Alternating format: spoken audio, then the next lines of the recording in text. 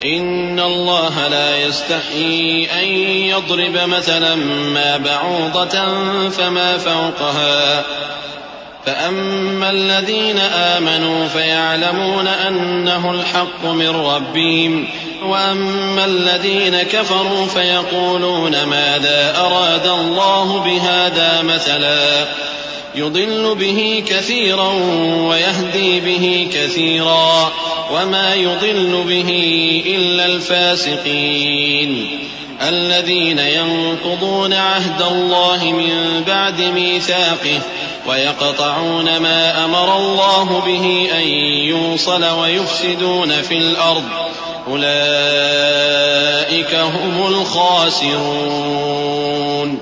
اللہ اس بات سے آر نہیں کرتا کہ مچھر یا اس سے بڑھ کر کسی چیز مثلا مکھی مکڑی وغیرہ کی مثال بیان فرمائے۔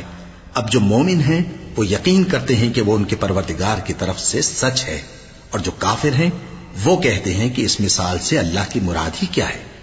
اس سے اللہ بہتوں کو گمراہ کرتا ہے اور بہتوں کو ہدایت بخشتا ہے، اور گمراہ بھی کرتا ہے تو نافرمانوں ہی کو، جو اللہ کے اقرار کو مضبوط کرنے کے بعد توڑ دیتے ہیں، اور جس چیز یعنی رشتہ قرابت کے جوڑے رکھنے کا اللہ نے حکم دیا ہے اس کو قطع کیے ڈالتے ہیں اور زمین میں خرابی کرتے ہیں۔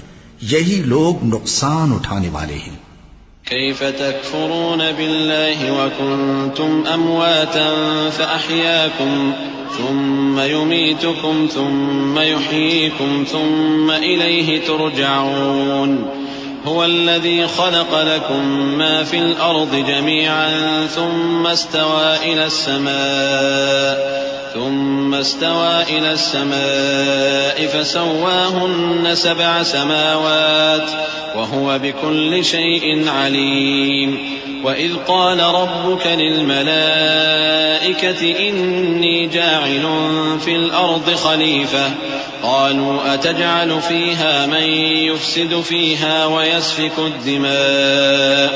ويسفك الدماء ونحن نسبح بحمدك ونقدس لك قال إني أعلم ما لا تعلمون۔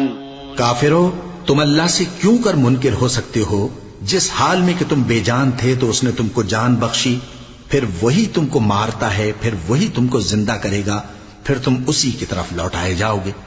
وہی تو ہے جس نے سب چیزیں جو زمین میں ہیں تمہارے لیے پیدا کی، پھر آسمانوں کی طرف متوجہ ہوا تو ان کو ٹھیک ٹھیک 7 آسمان بنا دیا، اور وہ ہر چیز سے خبردار ہے۔